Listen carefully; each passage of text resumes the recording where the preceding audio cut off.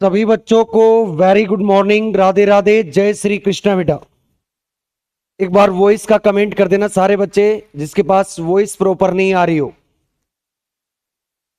और जिसके पास मैं भी प्रॉपर नहीं आ रहा हूं वो भी मैसेज कर दो। मेरा भी प्रॉपर आना बहुत है जरूरी है, या मैं गायब होके पड़ा हूं? हाँ, एक बार वॉइस का कमेंट कर दो सारे, है ना। चलो, तो कल की क्लास में अपन ने क्या डिस्कस किया था?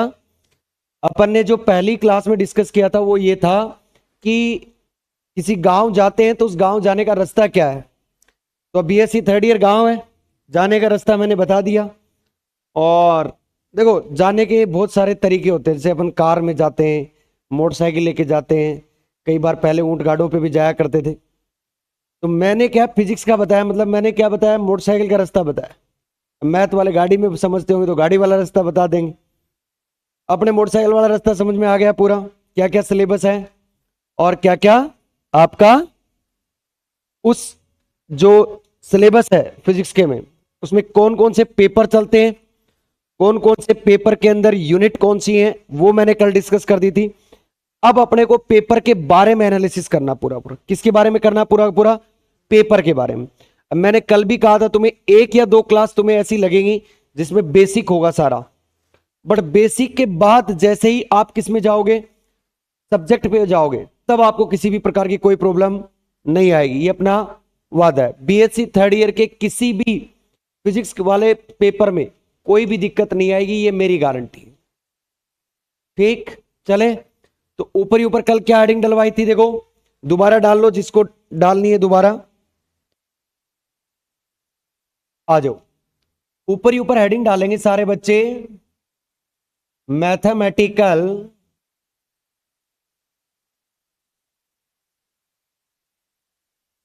मैटिकल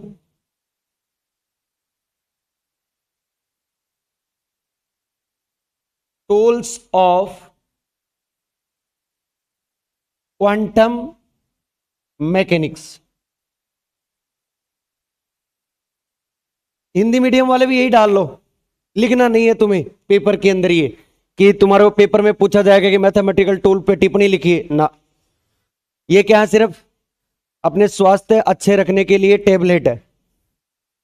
ये आपने जब कभी बीमारी के अंदर आप टेबलेट वगैरह लेके आते हो गांव से, ये डॉक्टर से, तो एक टेबलेट वो हमेशा देते हैं खाली पेट की, कि ये सुबह खाली पेट ले लेना, चाहे आप कोई बीमारी में चले जाना। वो किस लिए देता है कि इन टेबलेटों की वजह से क्या नहीं हो, अपना पेट स्वस्थ रहे। समझ रहे हो? ये वो टेबलेट है जिससे पेट क्या रहेगा, स्वस्थ।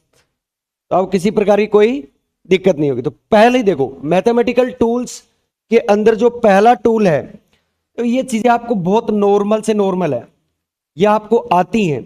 ऐसे नहीं है कि आपको आता नहीं है। जैसे फर्स्ट मैं बोलूं तुम्हें, इंटीग्रेशन ऑफ साइन थीटा और डी थीटा, तो इसका इंटीग्रेशन कौन नहीं बता सकता भाई तुम में से? साइन थीटा डी थीटा का इंटीग्रेशन क्या होता है? कोस थीटा या माइनस कोस थीटा? थोड़ा सा क्या कंफ्यूजन है ना, इसलिए क्या लिखवा रहा हूं ये मैथमेटिकल टूल। उस समय क्या नहीं हो, कोई भी दिक्कत नहीं हो। क्या होगा, माइनस का कॉस थीटा और प्लस में क्या लगेगा, सी। क्लियर है, कोई दिक्कत? अब जैसे मैं तुमसे दूसरा पूछूं, ये तुम्हें नॉर्मल है कि 12th क्लास का क्या पढ़ा रहे हैं, कुछ नहीं, मैं सिर्फ ये रिवाइज करा रहा हूं बेटा, पढ़ा नहीं रहा हूं। कोस थीटा का इंटीग्रेशन क्या होगा, कोस थीटा डी थीटा का इंटीग्रेशन क्या होगा, माइनस का sine theta, only sine theta. लिख दूं साइन थीटा और प्लस में क्या लगा देंगे, सी। अब मैं तुमसे छोटी सी चीजें पूछूं, देखो बुरा मत मानना, मैंने पहले दिन ही कहा था। अब तो ठीक है, आगे नहीं होना चाहिए चीजें, क्या नहीं होनी चाहिए आगे। तीसरी चीज मनमोहन, जैसे साइन और एन थीटा है, या आप एन पाई बोल सकते हो, ठीक है ना, एन पाई ले लो, एन पाई। तो साइन एन पाई की वैल्यू क्या होगी, यदि एन इंटीजर है तो? मैं किसकी बात कर रहा हूं, यदि एन इंटीजर है तो साइन की वैल्यू क्या होगी, क्या मिलेगी आपको? ये कंफ्यूजन है ना, बीएससी थर्ड ईयर में आने के बाद भी कंफ्यूजन है। कई बार क्या होता है, लड़के क्या समझते हैं, अरे यार ये मास्टर तो क्या कर रहा है, टाइम पास कर रहा है। देखो, सब लोग एक जैसे नहीं होते। मैं मानता हूं कुछ बच्चों को आता भी होगा जो, बट मैं ये चाहता हूं कि आगे से कोई गलती ना हो, इसलिए मैथमेटिकल टूल्स लिखवा रहा हूं। साइन एन पाई की वैल्यू क्या होगी, इंटीजर है यदि एन तो हमेशा 0। चौथे नंबर की बात करूं मैं, तो कोस और एन पाई, क्या बोला मैंने, कोस एन पाई, यदि एन क्या है, इंटीजर है, तो एन इंटीजर है, तो अब मुझे बताओ आप कि इसकी वैल्यू क्या होगी। नहीं पता ना इसकी वैल्यू, इसकी वैल्यू आपको याद रखनी है, माइनस से 1 की पावर एन, क्या होगी, -1 की पावर एन। अब यहां जो एन की वैल्यू होगी वो ऊपर लगा दो। मान लो यार 2 पाई था, तो -1 की पावर 2 कितना हो गया, +1। यदि 1 था तो -1 की पावर 1 यानी क्या आ गया। तो बात किस पे डिपेंड कर रही है इसकी, एन पे। ये मैं जाके आगे कहां काम में लूंगा, अरे मैं बहुत जगह यहां पे यूनिट फर्स्ट और यूनिट सेकंड में पूरे में काम में लेने वाला हूं। मैं एक्सेप्टेशन वैल्यू निकलवाऊंगा, तब मैं वहां नहीं बताऊंगा, पहले बोल रहा हूं। फिर कहोगे ये मास्टर तो खोल के नहीं बता रहा। मास्टर क्यों नहीं खोल के बता रहा, क्योंकि मास्टर ने पहले टेबलेट दी थी, तब ली नहीं आपने, तब तो सोचा मैं ठीक हो गया। मास्टर की तो कोई गलती है नहीं, फिर भी गलती होगी मास्टर की, इसकी वजह से मेरे तो नंबर कम आए थे, इसी ने तो नहीं पढ़ाया। सही है जतिन, गलती रहती है, खुल के बोलो, कोई दिक्कत नहीं है, बस गाली मत देना। आओ, इसके साथ आपको क्या करना है, अब मैं धीरे धीरे आगे बढ़ूंगा। देखो बेटा, क्या करेंगे, अपन धीरे धीरे आगे बढ़ेंगे। इसके साथ ही मैं आपको 5वें नंबर की बात बोल दूं, जैसे जैसे आपने एक साइन थीटा की जो फॉर्मूला है वो ए की पावर के अंदर पड़ा है, और एक फॉर्मूला आपने और पढ़ा है, कौन सा पढ़ा, लिख लेकर टाइम दूंगा आराम से, पहले दिन ही बोल दिया था। क्या लिखा था, कोस थीटा का। ये दोनों फॉर्मूले क्या आपके कभी काम में आए ही नहीं, चाहे वो बीएससी फर्स्ट ईयर हो चाहे वो बीएससी सेकेंड ईयर हो, आए हैं पक्का काम में। ए की पावर में लिखते थे, एक हाइपरबोलिक में था, एक विदाउट हाइपरबोलिक था। एक में क्या आता था, आयोटा आता था नीचे, एक में नहीं आता था। एक में आयोटा आता है, एक में आयोटा आता ही नहीं, हाइपरबोलिक वालों में आयोटा नहीं आता है। समझ रहे हो आप बात, जैसे इसके फॉर्मूले आपको याद भले ही हैं, और मैं एक बार फिर से रिवाइज करा देता हूं। साइन थीटा का फॉर्मूला क्या होता है बेटा, ई की पावर आयोटा थीटा और माइनस ई की पावर माइनस आयोटा थीटा, और डिवाइड में क्या होता है, 2 आयोटा। क्या होता है, 2 आयोटा। कोस में ये फॉर्मूला कैसे हो जाता है, ई की पावर आयोटा थीटा और प्लस ए की पावर माइनस आयोटा थीटा, और डिवाइड में 2 आयोटा नहीं आएगा। क्या नहीं आएगा इसमें, आयोटा नहीं आएगा। तो आपने देखा ये चीजें क्या है, आप क्वांटम मैकेनिक्स के नोट्स उठा के देख लेना, आगे जाके जहां जहां ये सारी चीजें काम में आएंगी। क्या आएंगी, ये सारी चीजें काम में आएंगी। ऐसे नहीं है कि एक चीज भी काम में नहीं आ रही है, मैं पहले बोल रहा हूं भाई, सारी चीजें क्या आएंगी, काम में। तो आपको कम से कम क्या करना है कि इन फॉर्मूलों का रिवाइज जरूर करना है। भाई अपन ने नोट्स पढ़ना चालू किया, उससे पहले एक बार फॉर्मूले देख लिए, क्या हो गया। हमेशा कोई छोटा भाई आके पूछ ले, मान लो 10th 12th या 11th में है, कई बार बोले भाई साहब ये बताना साइन थीटा, फिर क्या कहोगे, अरे रुक मैं तो सब्जी लाने जा रहा हूं, अरे यार मैं तो वो काम करने जा रहा हूं। क्यों जा रहे हो काम करने, क्योंकि उस समय आपको वो मेमोराइज नहीं है। और मेमोराइज नहीं होने का ही वो कारण क्या है, मेमोराइज होने नहीं होने का वही कारण है कि आपको वो चीजें आती नहीं है। इसलिए आदमी क्या कर रहा है, वहां से कल्टी मारने की कोशिश कर रहा है। समझ रहे हो, तो पहला पेज पे फटाफट मैथमेटिकल टूल में राइट डाउन करो ये 6 फॉर्मूले, फिर आगे की ओर राइट डाउन करवाते हैं ना, तरीके से करना भाई, है ना। कहीं दिखे नहीं तो बात बता देना मुझे। ऑनलाइन वालों, तुम भी भाई बता देना, कहीं पे भी तुम्हें दिखाई नहीं दे, ठीक है, तो वहां आप बता सकते हो।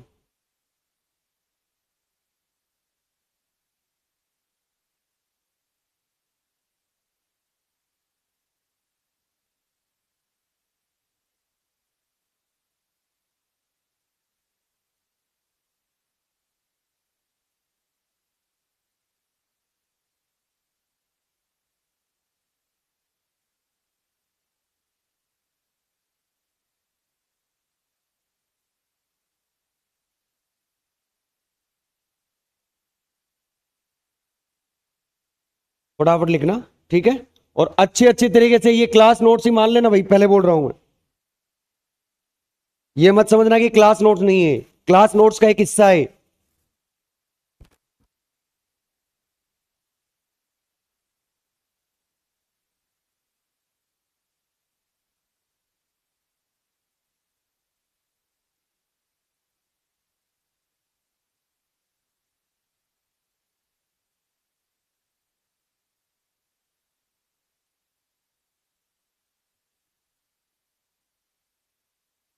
फटाफट उतार लो भाई सारे बच्चे।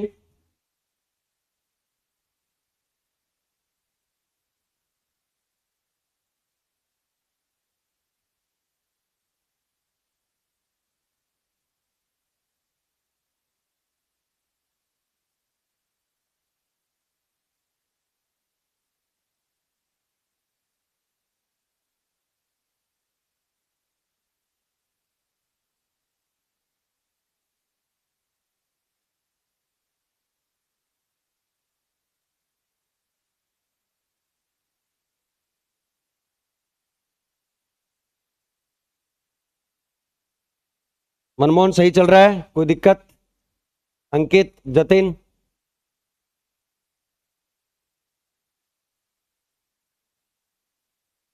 चलो।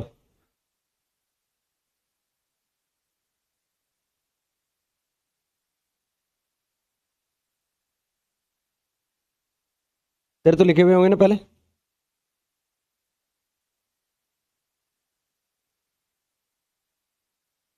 उतार लिए तुमने सबने? चलो, देखो 7वें नंबर का देखो। अब देखो मनमोहन, दो फॉर्मूले आपको फिर भी पढ़ते थे, 11th 12th क्लास में ही चालू हो जाते हैं। साइन स्क्वायर थीटा का, और एक किसका चालू हो जाता है? कोस स्क्वायर थीटा का। हो जाता है नहीं हो जाता है, ये बताना सच सच। दोनों ही फॉर्मूले किसके रूप में होते हैं? कोस के रूप में। सिर्फ क्या अंतर होता है? एक में नेगेटिव होता है और एक में पॉजिटिव, बस इतना ही अंतर है। आगे जाके एक्सेप्टेशन वैल्यू में काम आएंगे कि नहीं आएंगे? फॉर्मूले पक्का काम में आएंगे। हर एक इंटीग्रेशन में कहीं ना कहीं करना क्या होगा? तोड़ मरोड़ करनी होगी, तब ये फॉर्मूले क्या होंगे? यूज होंगे। बड़े बड़े इंटीग्रेशन तभी अच्छे से आसानी से सोल्व हो पाएंगे जब आपको बेसिक नॉलेज है। तो साइन वाले का फॉर्मूला याद है? क्या होता है साइन में? 1 - cos 2 theta divide by 2। Same as it is किसका फॉर्मूला होता है बेटा?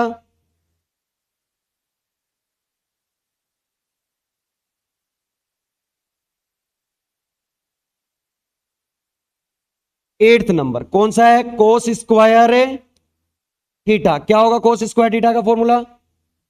बोलो, अब तो पता लग जाना चाहिए। 1 + cos 2 theta divided by 2।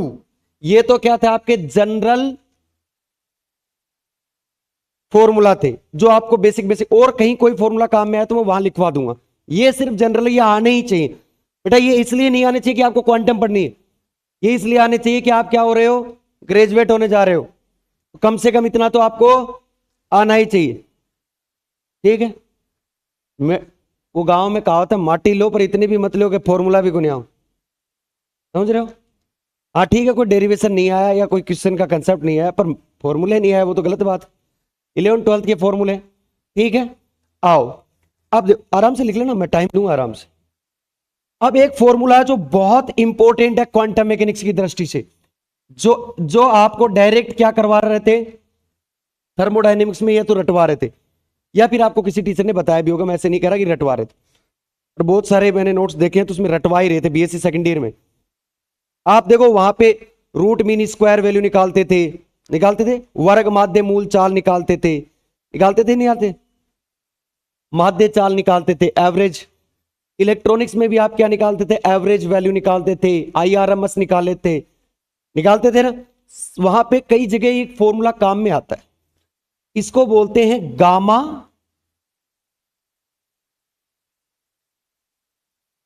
Integration. क्या बोलते हैं इसको? Gamma integration. गामा इंटीग्रेशन के दो मोड बताए होंगे आपको, जब भी बताए होंगे। क्या बताए होंगे? ये 9 नंबर का है, ठीक है ना, पर वेरी वेरी इंपॉर्टेंट। तो गामा इंटीग्रेशन के आपको, गामा समाकलन के क्या बताए होंगे? दो रूप बताए होंगे। ये गामा समाकलन होता है, मैथ में भी पढ़ा होगा बेटा आपने ना। गामा समाकलन को मैं एक, वो दो फॉर्मूले बताए थे ना, उनमें एक ही फॉर्मूले में कन्वर्ट कर रहा हूं।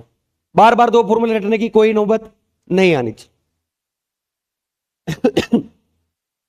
पहली बात तो क्या ध्यान रखनी है आपको, लिमिट कहां से रहनी है, जीरो से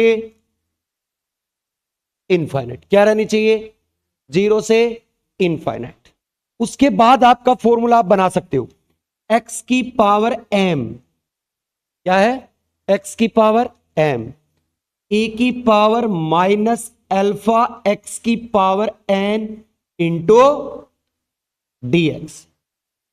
यही वाई में होता तो वाई की पावर एम, ए की पावर अल्फा, वाई की पावर एन डी वाई। क्या जेड में नहीं हो सकता था, हो सकता था ना। आओ अब इसको सोल्व करने का तरीका देखो। देखो आपको कुछ नहीं करना, ये एम और एन पता चल जाएगा। सबसे पहले ये पावर देखो कौन सी है, एन, इसको उठा के कहां लाओ, नीचे, 1/n ले आए। फिर लगाओ गामा का निशान और क्या लिखो, m+1 डिवाइड बाई n। क्या लिखोगे, m+1 डिवाइड बाई n। ये जो इस ब्रैकेट के अंदर है ना, सेम एज इट इज नीचे क्या लगा दो, अल्फा की पावर, यानी m+1 डिवाइडेड बाई n। कोई दिक्कत वाली बात, कैसा भी फॉर्मूला कर सकते हो। अब आपके एक दिक्कत आ गई, फिर ये गामा वाले चीजों को सोल्व कैसे करेंगे। गामा में कोई चीज मान लो, गामा 5 आ गया, गामा 7 आ गया, गामा 7/2 आ गया, गामा 5/2 आ गया, बहुत सी जगह आएगा, तो हम उसको सोल्व कैसे करेंगे। आओ गामा सोल्व करने का तरीका भी बताते हैं। देखो गामा आराम से सोल्व हो सकता है, कोई इसमें बड़ी चौड़ी बात नहीं है, ठीक है।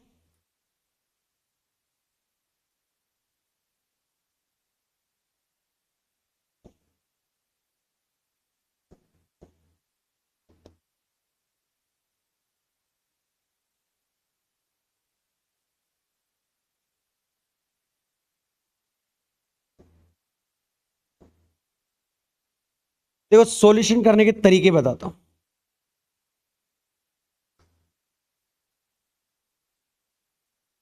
यदि कहीं आपको गामा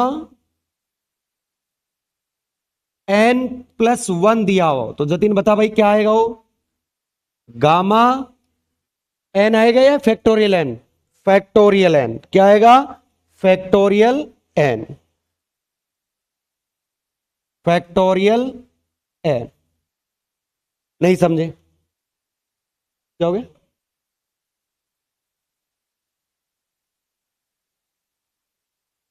m+1 वो अलग है, मैं वो दो फॉर्मूले लिखवाए हुए थे तुम्हें उस समय मैंने, या दिनेश सर ने दो फॉर्मूले लिखवाए होंगे। देखो फॉर्मूला चेक करो उसमें क्या है, इसमें थोड़ा अलग है, चेक कर, सेम है क्या, ले देख, नहीं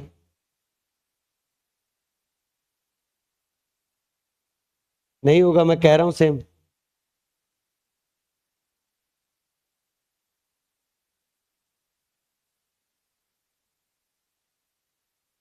चल देखते हैं, आ एक बार, फैक्टोरियल n। अब समझ में नहीं आया फैक्टोरियल n खुलेगा कैसे, नहीं आया ना। अब देखना, जैसे फॉर एग्जांपल मैंने तुम्हें बोला कि 5 है, गामा 5, गामा 5, तो ये कैसे खुलेगा, तो आप इसको कैसे लिख सकते हो, गामा 4+1, तो ये वही शेप बन गई, बन गई। यहां क्या आएगा, फैक्टोरियल आ जाएगा, कोई दिक्कत वाली बात। अब एक स्टैंडर्ड वैल्यू याद रखनी है आपको, कौन सी स्टैंडर्ड वैल्यू याद रखनी है, गामा 1/2 की, और इसकी वैल्यू कितनी होती है, √पाई, कितनी होती है, √पाई। अब आपको जो सीधे सीधे दिए इंटीजर वैल्यू दिएंगे 5 4 6 8, उनको तो खोलोगे, कम एक कम करके फैक्टोरियल खोल लो, और जैसे आपको दे दी जाए कि मैं तुम्हें बोलूं कि सर सबसे पहले आप बताओ कि किसकी वैल्यू बताओगे, कि गामा 3/2 की वैल्यू कितनी होगी, तो आप इस 3/2 को क्या लिख सकते हो, गामा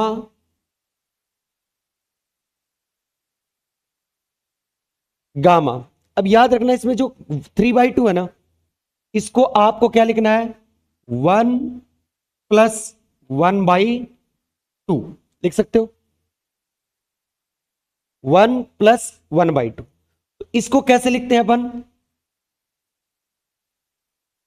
देखो ये 1+n है, तो याद रखना इसको क्या आता है, n into gamma n into gamma n वाला फॉर्मूला खुलता है। चलो मैं नीचे लिख ही देता हूं इसको, फिर कंफ्यूज हो जाओगे नहीं आप, इसमें तो छोड़ो और इसको यहां लिख लो। कैसे, दूसरे पॉइंट में क्या लिखोगे, जब आपका ऐसे हो गामा n प्लस और क्या हो, इन, इंटीजर नहीं हो, तो मतलब कैसे खोलोगे आप इधर वाले पार्ट को, n गामा n, तो इसमें n क्या है, 1/2, आगे क्या लगा दोगे, गामा 1/2, इसकी मतलब वैल्यू क्या हो गई, √π2, हुई नहीं हुई, तो 3/2 की वैल्यू कितनी हो गई, 1/2 या √π, सेम एज इट इज। यदि मैं आपसे 5/2 खुलवाऊं तो 5/2 को क्या लिख सकते हो आप, 1+1+,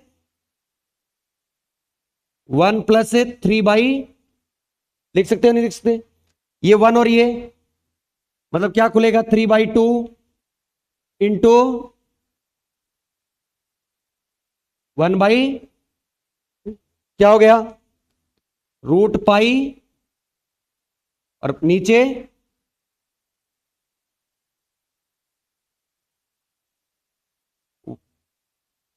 1/2 क्यों खुलेगा, अच्छा अच्छा, sorry sorry sorry sorry sorry, एक सेकंड एक सेकंड, सही कह रहा है, मैंने डायरेक्ट ही कर दिया इसको, एक सेकंड एक सेकंड। हाँ अब देखो, 3/2 और ये क्या आएगा, 3/2, तो ये क्या आ जाएगा देखो, 3/2 फिर 1/2 और फिर गामा 1/2, मतलब क्या आ गया, 3/4 और √π।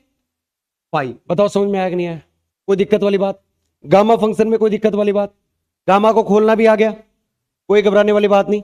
चलो उतारो फटाफट गामा वाले फंक्शन से उतारो, ये मैं इसीलिए बता रहा हूं, क्यों जतिन काम में आएंगे कि नहीं आएंगे क्वांटम में पूरे में,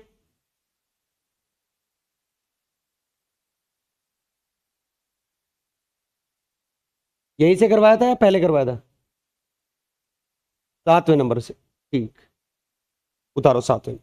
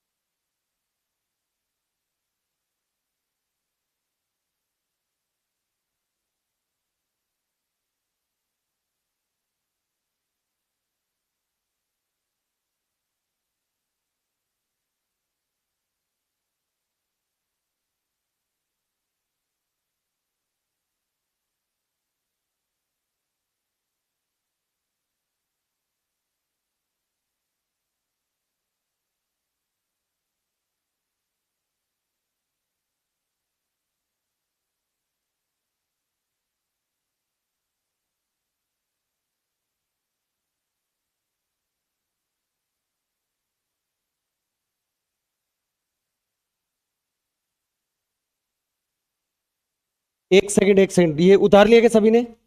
इसके अंदर चेंज करना, जो एक गामा एन होगा ना, इसकी वैल्यू में चेंज करना है यार, एक सेकंड रुको। ये एन माइनस वन फैक्टोरियल करना है इसको थोड़ा सा तरीके से। जैसे 5 है तो क्या लिखोगे इसको? 5 - 1 का फैक्टोरियल। तो गामा 5 हुआ तो क्या आएगा? ये तो गलत लिख दिया ना। 5 - 1 यानी 4 फैक्टोरियल, ऐसे चेंज करना है इसको। और वो सही है ये फॉर्मूला ना।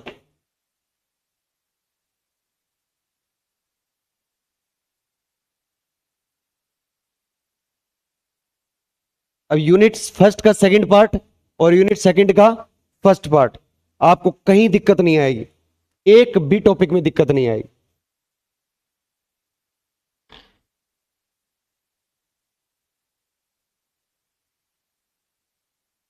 उतार लिया?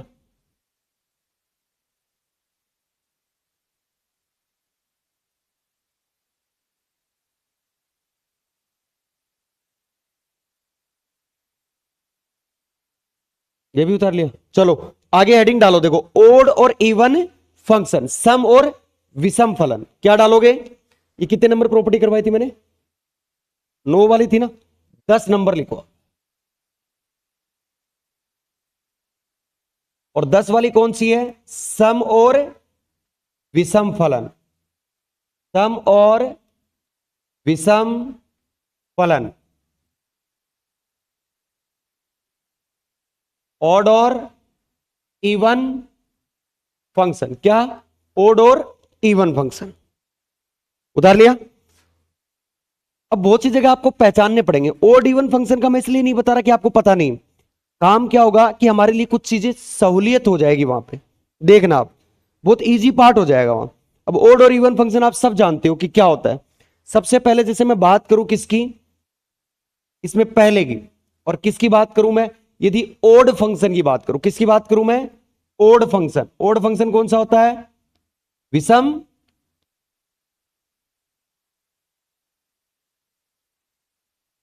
फलन। क्या होता है? विषम फलन। ध्यान रखना, जब भी आप एफ ऑफ एक्स, क्या करो? एफ ऑफ एक्स में यदि एक्स को रिप्लेस करो किससे? माइनस एक्स से, तो क्या चेंज नहीं होना चाहिए? फंक्शन पे कोई इफेक्ट नहीं आना चाहिए, तब तो इवन है। और यदि आ गया तो ओड है। देखो जैसे कैसे, एफ ऑफ माइनस एक्स, और हमें क्या मिला इससे? एफ ऑफ माइनस एक्स से क्या मिला? माइनस क्या आ जाए? बाहर आ जाए। क्या आ जाए? बाहर आ जाए। तो क्या हो जाएगा? ये ओड फंक्शन। और इन केस वो बाहर नहीं आया, इसी का पार्ट मैं इसको ऐसे लिख देता हूं, ऐसे करके, है ना। यदि वो एफ ऑफ एक्स बाहर नहीं आया माइनस, और एफ ऑफ एक्स ही रह गया, तो वो कौन सा कहलाएगा? इवन फंक्शन यानी सम। फॉर एग्जाम्पल, सर समझ में नहीं आया हमारे, देखो आएगा, पूरा चीज समझ में आएगी। फॉर एग्जाम्पल के लिए मैं लूं, जैसे एफ ऑफ एक्स जो है वो क्या दिया हुआ है तुम्हें? एक्स स्क्वायर प्लस 3 दिया हुआ है, और मैं तुमसे पूछे फंक्शन कौन सा है, तो आप क्या जवाब दोगे इसके बारे? चलो, जैसे मैं इसकी जगह एक्स की जगह रिप्लेस करके देखो, क्या? माइनस, तो रखो जरा एफ ऑफ माइनस एक्स, या रखोगे माइनस एक्स का होल स्क्वायर प्लस 3। स्क्वायर में कोई इफेक्ट पड़ता है क्या? इतना तो बता दो। क्या आ जाएगा? एफ ऑफ एक्स, और आगे क्या आएगा? एक्स स्क्वायर प्लस, और क्या मिल गए वापिस? F of x. पॉजिटिव के साथ मिला है, क्या है? Even function. Even function. और यदि ये आपको नेगेटिव साइन के साथ मिलता है फंक्शन, तो क्या हो जाता? ओड। कुछ फंक्शन ऐसे होते हैं जो ना तो ओड होते हैं और ना ही इवन होते हैं। देखें, उनके लिए भी कंसेप्ट काम में लेंगे। देखो जैसे एग्जांपल नंबर 2 देखो और करके बताओ मुझे। जैसे आपको दिया हुआ है एफ ऑफ एक्स और दिया हुआ है एक्स स्क्वायर प्लस ए एक्स, जरा चेक करके बताना, replace by x. Copy pen उठाओ और रफ कॉपी, और एक्स की जगह क्या रखो, माइनस एक्स, और बताओ मुझे क्या आ रहा है, कोड आ रहा है या इवन आ रहा है? अंकित कर।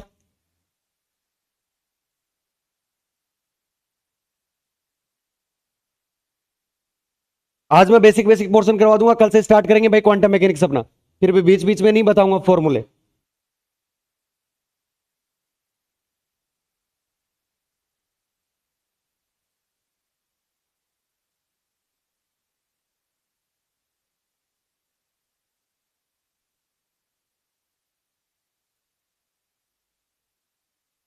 नहीं बैठ रहा ना, ना आ रहा, ना ऑर्डर ना इवन, तो ये कैसा फंक्शन है, ना ही ऑर्डर और ना ही इवन। इसके लिए बाद में बात करूंगा मैं।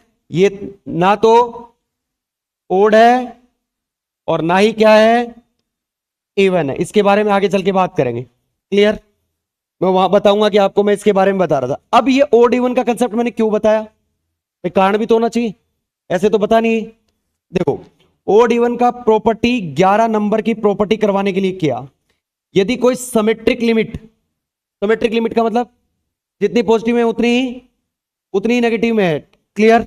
जैसे मैं बोलूं कि यदि माइनस इंफाइनाइट से प्लस इंफाइनाइट, या मैं ऐसे ही बोल सकता हूं कि -3 से लेकर +3, कुछ भी हो सिमेट्रिक लिमिट, और यदि उसके अंदर ओड फंक्शन है, क्या है, ओड फंक्शन, तो उसका इंटीग्रेशन क्या होगा बेटा जी, 0।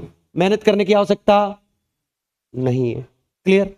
अब आते हैं अपन इवन फंक्शन पे, मैंने इसीलिए बताया इसको।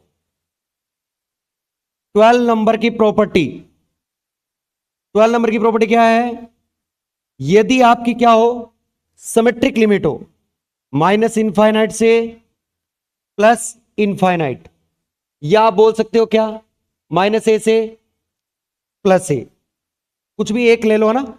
और कैसा फंक्शन है, इवन फंक्शन है, इंटू dx। इसको थोड़ा सा सिंप्लीफाई कर लो, कैसे?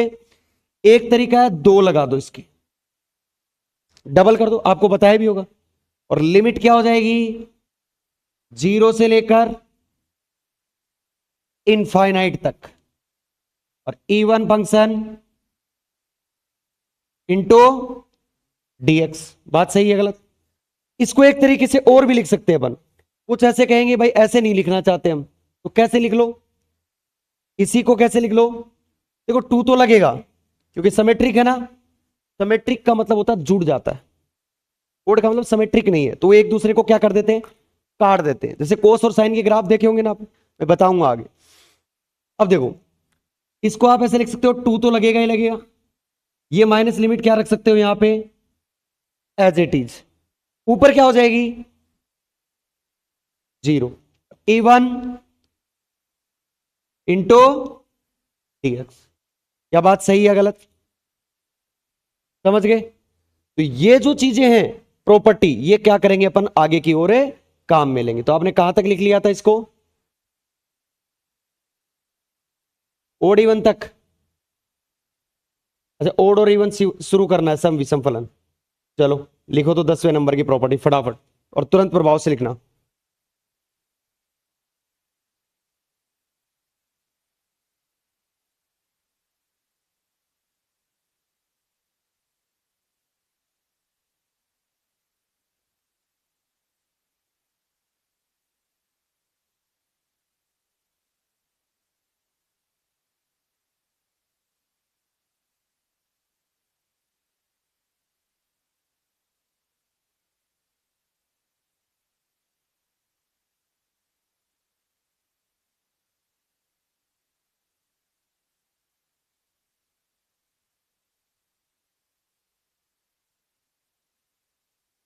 कर लिया?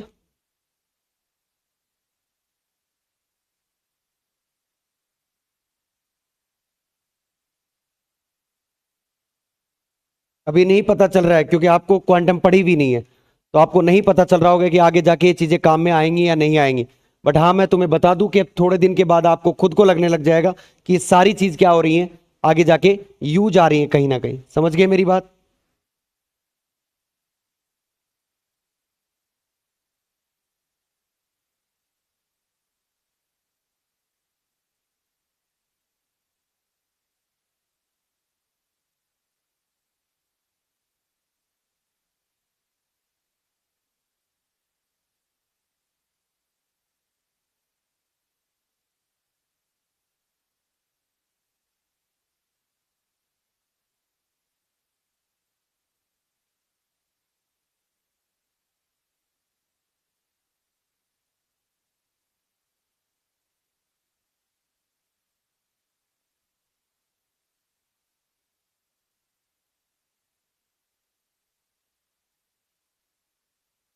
जतिन तेरे को जयपुर की हवा लग गई है क्या? जीटीवीटी घूमने लग गया क्या तू भी?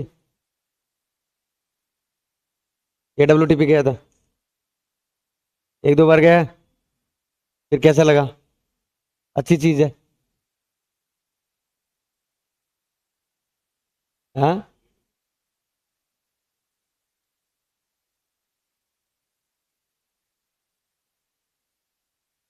बताओ। बता मनमोहन। रात को ज्यादा टाइम स्पेंड करता है फोन पे? वो मोह माया तो नहीं पाल रखी ना? पक्का? ठीक है, महिला मित्र से दूर रहना है। और महिलाओं के लिए भी ये बात लागू है ना? वाइस वर्सा, दोनों तरफ से दूर रहें। ये आपको पता है, पॉजिटिव नेगेटिव अट्रैक्ट बहुत है, जल्दी होते हैं। ये पॉजिटिव पॉजिटिव चार्ज रखो, नेगेटिव नेगेटिव चार्ज रखो।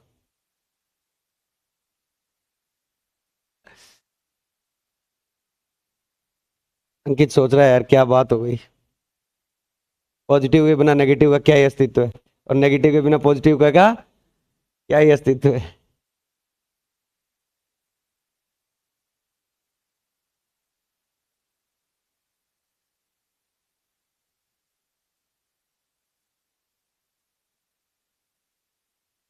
और जिस बच्चे को ऑफलाइन कोचिंग करानी है वो रजिस्ट्रेशन करवा देना रे भैया। बस दूसरी बिल्डिंग नहीं लेंगे, बस इसी में चलाएंगे। ह्यूमन मोहन, ऑनलाइन लो। उतार लिया सभी ने? आओ, एक 12वें नंबर की प्रॉपर्टी और देख लो, फिर अपन अपने टॉपिक पे चलते हैं बेटा ना। क्या है? कॉम्प्लेक्स और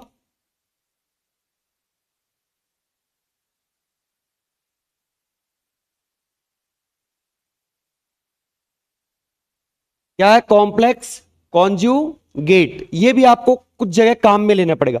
कुछ जगह मैं बताऊंगा डेगर भी आएगा, एक डेगर वर्ड आएगा, तब मैं बता दूंगा वहां कॉम्प्लेक्स। पर आपको कॉम्प्लेक्स कॉन्जुगेट के बारे में पता होना चाहिए वहां पे भी। क्या? जैसे कॉम्प्लेक्स नंबर क्या होता है? A+I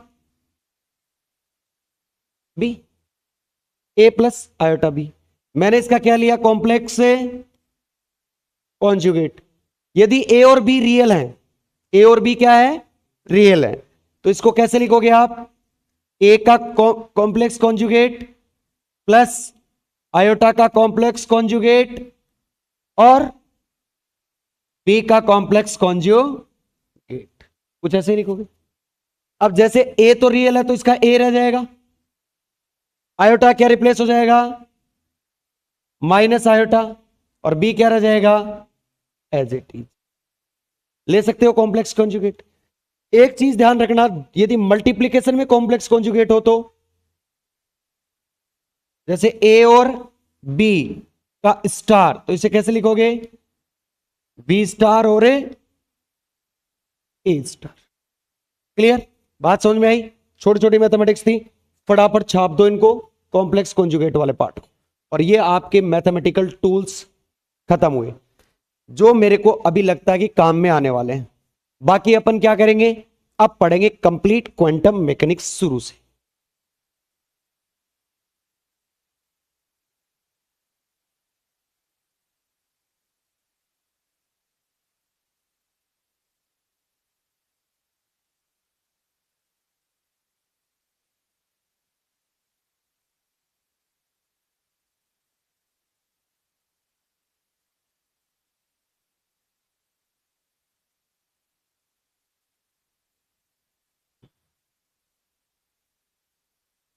क्लियर है? अब पन्ना चेंज कर दो भैया और अपने नोट्स यूनिट फर्स्ट हेडिंग डालिए। ये काम में आनी चाहिए। मैं पहले बोल रहा हूं मनमोहन, कल याद करके आओगे नित्य फॉर्मूलों को। मैं कभी भी बीच में पूछ सकता हूं इन फॉर्मूलों को। देखो, फीस कम की है, इसका मतलब ये नहीं है कि मेरे को ही दबाओगे हर चीज में। समझ रहे हैं मेरी बात? तो क्या है, मैं कभी भी पूछ सकता हूं। तो अंकित, जितने उनके नंबर याद रखता है तो जिसके भी नंबर याद रखता है उतने ही फॉर्मूले भी याद रखने हैं। ठीक है, आओ ऊपर ही ऊपर हेडिंग डाल दो, यूनिट नंबर फर्स्ट। यहां से स्टार्ट करेंगे।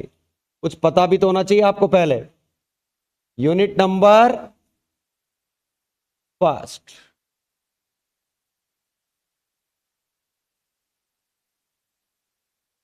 Unit number first. और कॉपी पेन साइड में रखो।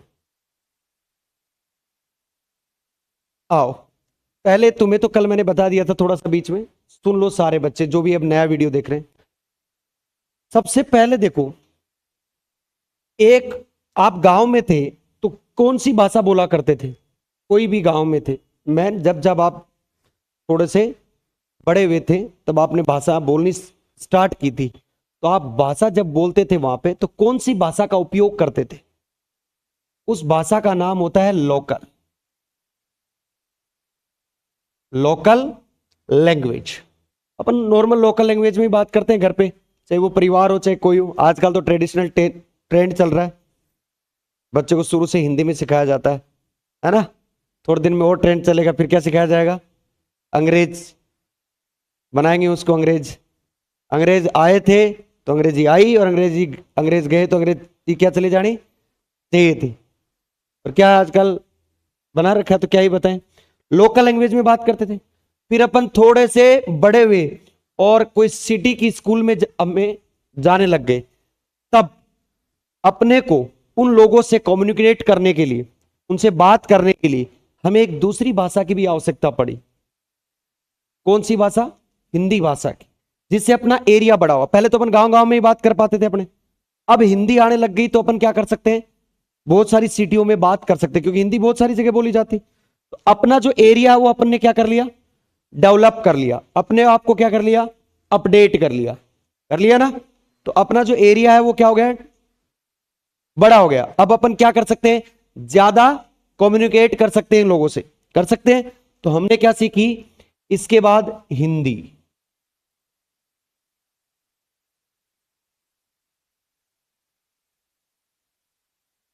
क्या सीखी? हिंदी। अब हिंदी आने के बाद भी अब मैं एक दिन क्या चला गया, साउथ में चला गया। साउथ में जाते ही मेरे क्या उड़ गए, तोते। ना तो मेरे को समझ में आ रहा, ना मैं उनको समझा रहा वो चीज समझ में। तो मेरे को साउथ में कम्युनिकेट करने के लिए कौन सी लैंग्वेज चाहिए? वहां इंग्लिश थोड़ी ठीक है, और इंग्लिश लगभग जगह पर टूटी फूटी क्यों ना हो, समझ जाता आदमी कहना क्या चाहता है। अपन भी तो अंग्रेजों से बात कर लेते हैं, फोटो खिंचवानी है तो आप कह देते हो ना, तो उसके भी समझ में आ जाता है ये फोटो खिंचवाने के लिए बोल रहा है। बाकी अपन थोड़े ऐसे तो है ही, एक्सप्रेशन से तो बता ही देते कि हम क्या चाहते हैं जिंदगी में। ठीक है, एक्सप्रेशन का ही खेल है सारा। तो उसके बाद किस पे आए अपन,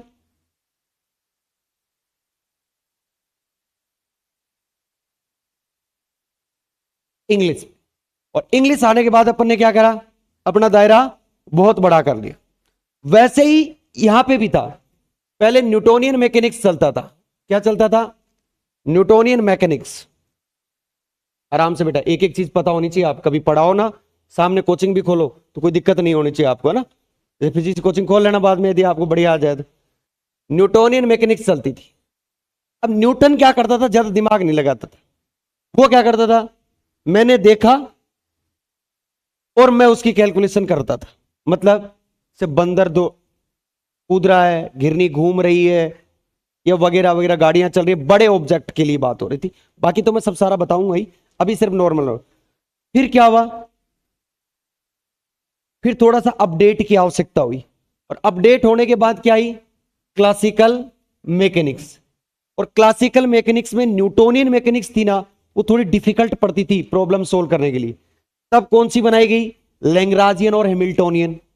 तो वो क्या होगी, थोड़ी सी इजी हो गई। उन्हीं क्वेश्चनों को उनसे क्या किया जा सकता है, आसानी से हल। तो अपन ने क्या ढूंढी, अपनी सहूलियत। अपने को परेशानी कहीं नहीं होनी चाहिए, इसीलिए क्या आई, फिजिक्स में अपडेट। उसके बाद जैसे क्वांटम मैकेनिक्स, क्योंकि क्लासिकल मैकेनिक्स क्या हुआ, भयंकर रूप से फैल हो गया था कुछ जगह, जिसके नाम मैं कल बताऊंगा। 4-5 नाम है, वो जो फिनोमिना बोलते हैं इसको, है ना, फिनोमिना में भयंकर रूप से फैल हो गया, बता ही नहीं पाया। वो कहते हैं दो झापड़ मार के चोर को पूछें तो बता, हकड़ा पकड़ा लग जाता है। वैसे क्लासिकल मैकेनिक्स क्या हो गई, अब पूछे कुछ बताए कुछ, क्योंकि उस समय तक आइंस्टाइन आ चुके थे जो तीसरे ग्रह की बात करते थे, मैं ट्रेन को ये लाइट वेलोसिटी से घुमा दूं, इसको ये कर दूं, उसको वो कर दूं, लाइट वेलोसिटी की बात होने लगी। ठीक, तो उसके बाद क्या हुआ, एडवांस क्वांटम पे आया गया, एक्यूएम पे। ठीक, एक्यूएम से क्वांटम फील्ड थ्योरी पे आया गया, क्यूएफटी पे। तो ये क्या हो रहा है, एक सीढ़ी दर अपन अपडेट होते जा रहे हैं। अपना मोबाइल लाए थे तो हर 15 दिन के बाद क्या करता है, नया अपडेट आ जाता है। क्या करते हैं, कुछ छोटी मोटी चीजों को सही कर देते, जो चीजें उनको लग रही थी कि ये चीजें अननेसेसरी हैं या अपने यूज नहीं है या इनका यूज आगे जाके सही नहीं हो रहा, उनको अपडेट कर देते। सेम ऐसे ही Newtonian mechanics, classical mechanics, quantum mechanics, AQM, QFT. ठीक, ये आप जाके कहां पढ़ोगे, एमएससी फाइनल में क्वांटम मैकेनिक्स पढ़ ही रहे हो आप। तो ये क्या एक लैंग्वेज की जैसे थी, और इसमें क्या हुआ कि 4 फिनोमिना ऐसे आए जिनको समझाने में क्लासिकल मैकेनिक्स भयंकर रूप से क्या हो गया, फेल हो गया। अब वो क्या थे फिनोमिना, वो मैं कल बताऊंगा। उनमें कहां कमी आई, क्यों कमी आई, कैसे कमी आई, वो सारी की सारी बातें क्या करेंगे कल। ये चीज ना तो लिखनी है ना बात, कल सबसे पहली हेडिंग डलेगी development of quantum mechanics, quantum सिद्धांत का विकास।